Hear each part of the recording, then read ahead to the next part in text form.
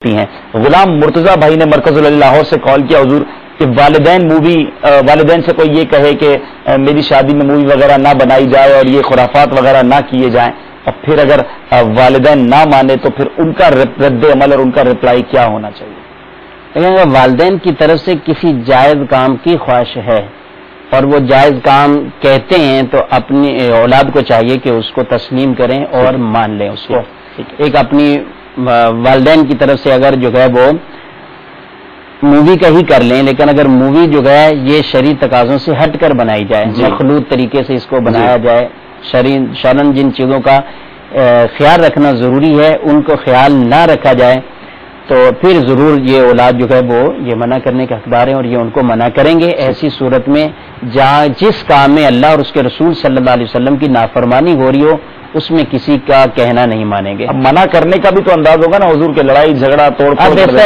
پیار محبت سے جو ہے نا وہ سمجھانے کی کوشش کریں۔ بہترین حال یہ ہے کہ اس موضوع پر میر اہل سنت کا رسالہ کیسٹ بیان نگران شورا کے ہیں تو یہ سنا دیں تو اور اچھا ہو جائے گا سبحان اللہ، بالکل اچھی رہنمائی کر دی ہمارے پاس الحمدللہ۔ مکتبۃ المدینہ سے اس موضوع پر کئی رسائل اور بیانات موجود ہیں۔ 2 رسائل بالخصوص مجھے یاد ہیں، ایک تو سنت نکاح، یہ امیر اہل سنت کے خود کے نکاح کے واقعات اور انداز نکاح کے موضوع پر ہے، یہ مکتبۃ المدینہ سے حاصل کریں، اور ایک شہزادہ امیر اہل سنت کی دعوت ولیمہ کے حوالے سے ایک رسالہ موجود ہے، یہ رسالہ بھی ضرور حاصل کریں، اپنے گھر والوں کو پہلے ہی دے دیں کہ دیکھیں اللہ کے اس ولی نے اپنی شادی کس طرح ارینج کی، اپنے بچوں کی کس طرح کی۔ امید ہے کہ وہ تحریر پڑھ کے بہت ساری باتیں سمجھ آ جائیں گی۔ اور یہاں میں ایک بات ضرور عرض کروں گا کہ ہم نارملی بہت ساری باتیں بڑی شدت کے ساتھ بنانے کی کوشش کرتے ہیں، اب جو دولہا ہوتا ہے اس کی تو بہت ساری باتیں مانی جاتی ہیں، اپنے کپڑوں کے لحاظ سے، اپنی پسند کی چیزوں کے بارے میں وہ منا لیتا ہے گھر والوں کو، اور جب جو چیزیں ناجائز ہو رہی ہوتی ہیں اس میں لڑائی جھگڑا شروع کر دیتا ہے۔ اسی انداز سے جس طرح آپ نے اپنی پسند کی چیزیں منوائی تھیں اپنے والدین سے لجاجت کے ساتھ،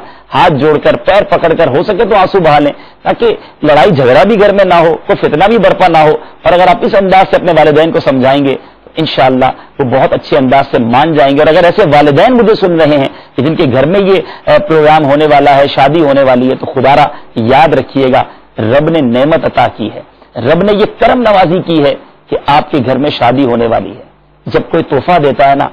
اسے ناراض نہیں کیا جاتا، جب کوئی احسان کرتا ہے اس کا احسان مند بنا جاتا ہے، اس کا شکریہ ادا کیا جاتا ہے، اس کو ناراض نہیں کیا جاتا۔ یہ کیسی عقل مندی ہے کہ رب نے نعمت عطا کی، رب نے یہ تحفہ عطا فرمایا، یہ خوشیاں عطا کی، اور اسی کو ناراض کرنے کے کام کیے جائیں۔ باقی آپ عقل مند ہیں، امید ہے یہ میسج آپ تک پہنچ چکا۔ ملتان سے